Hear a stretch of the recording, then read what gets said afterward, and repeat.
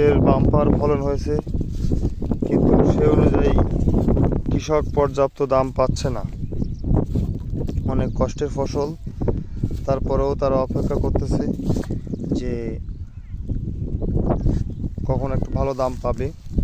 আর কয়েকদিন অপেক্ষা করলে হয়তো এই সমস্যা কেটে যাবে। অনেক বড় বড় তরমুজ, এই দেখেন একটা অনেক বড় তরমুজ, এখানে প্রায় 8 কেজি ওজন হবে, আরও বেশি হবে, 10 কেজি হবে।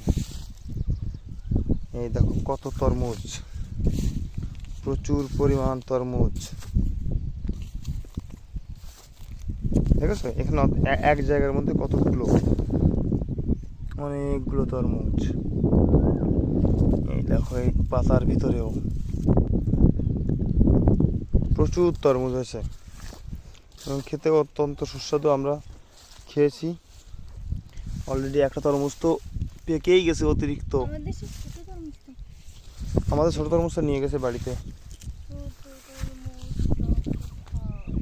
এই দেখো কত কত তরমুজ, অনেক তরমুজ।